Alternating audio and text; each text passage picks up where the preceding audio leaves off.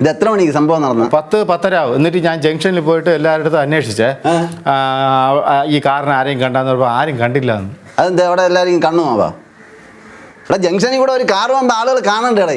ഈ കാറിൻ്റെ കളർ പറഞ്ഞ് ഞാൻ ചോദിച്ചു. അപ്പോൾ ഒരുമാതിരി മഞ്ഞ പോലത്തെ ഇരിക്കുമെന്ന് പറഞ്ഞു. ചോദിച്ചപ്പോൾ ആരും കണ്ടില്ല എന്ന് പറഞ്ഞു. 10:30 സംഭവം നടന്നു. മണി ഇപ്പം നോക്ക് 3:30. നീ ഇത്രയും നേരം എവിടെ പോയി കിടന്നു? ഞാൻ ജംഗ്ഷനിലൊക്കെ പോയി നോക്കി ഒരുപാട്. അവന്മാർ നാഗർകോവിൽ കഴിഞ്ഞെങ്കിൽ എനിക്ക് അറിയാൻ പറ്റുമോ? ഞാൻ എങ്ങനെ കണ്ടുപിടിക്കും? എനിക്ക് ഇത്ര ഉത്തരവാദിത്വം ഉണ്ടാ? നീ ആ കൊച്ചിനെ കൊണ്ടുപോയി കന്യാകുമാരിയിൽ വെച്ച് കിഡ്നി 2 എടുത്ത് മാറ്റി കണ്ണ് 2 അവിടെ ബോംബെക്ക് കൊടുത്തയച്ച് എന്തൊക്കെ കാര്യങ്ങൾ അവന്മാർക്ക് ആവശ്യമില്ലാത്ത കാര്യങ്ങളൊന്നും പറയില്ല എൻ്റെ കൊച്ചിനെ കുറിച്ച്. സാധ്യതയാണ് സാധ്യത. ഒരു കാര്യം ചെയ്യ്, ഈ കാറിൻ്റെ നമ്പർ എത്ര അത് പറ. നമ്പർ എനിക്ക് അറിഞ്ഞുകൂടാ. നമ്പർ നിനക്ക് അറിഞ്ഞുകൂടാ? കാറിലിരുന്ന ആളിന് എത്ര പ്രായമുണ്ട് അത് പറ. അത് എനിക്ക് അറിഞ്ഞൂടാ. പക്ഷെ കാറിൽ ഒരാളുണ്ടായിരുന്നു.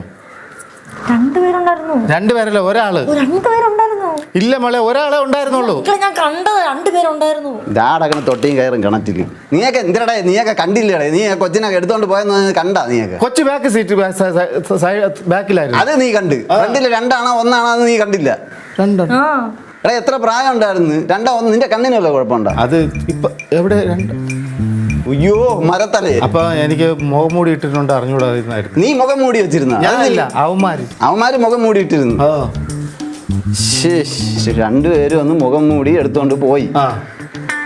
രാവിലെ കൊച്ചിന് വേറെ കുഴപ്പമൊന്നും ഇല്ല. എന്റെ ചാരുമോള് കടന്ന് വിളിച്ചു, അമ്മാവ രക്ഷിക്കെന്ന് വിളിച്ച്. എടാ ഇനി കൊച്ചിന് വയറുവേദന വല്ലതും വന്നിട്ട് എന്റെ ആ ടാക്സി പിടിച്ച് കയറി പോയതാണെങ്കിൽ എന്നോട് പറയാതെ അങ്ങനെയൊന്നും പോകാനൊന്നുമില്ല ചാരുമോള്.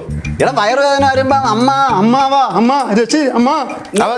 അവക്ക് എന്ത് അസുഖം ഉണ്ടെങ്കിലും അവൾ എന്റെ അടുത്ത് പറഞ്ഞിട്ടേ പോവുള്ളൂ തന്നെ. അപ്പൊ ഈ തട്ടിക്കൊണ്ട് പോയപ്പോ നിന്റെ പറഞ്ഞില്ലേ? ഇല്ല, അത് തട്ടിക്കൊണ്ട് പോയില്ല, എങ്ങനെ പറയാൻ പറ്റും? അത് ശരിയാണല്ലോ.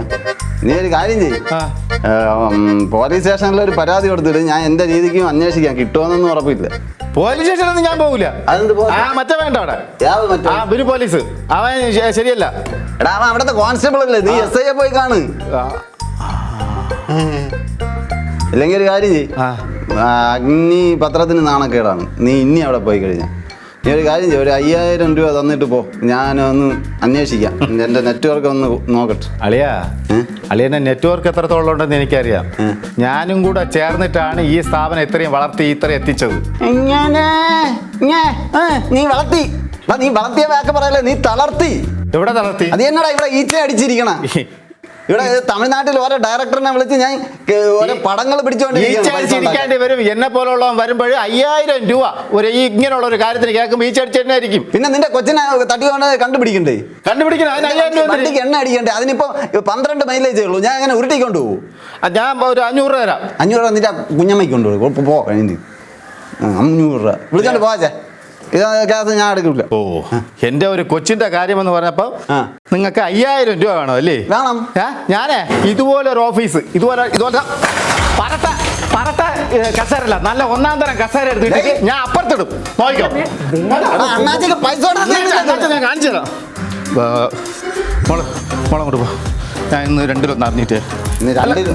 ഞാനും അറിഞ്ഞിട്ട് എന്നെ കാര്യം. എന്തേ അളിയാ? അത് നല്ല അളിയാ, എങ്ങനെയെങ്കിലും ഒന്ന് കണ്ടുപിടിച്ച് താളിയാ.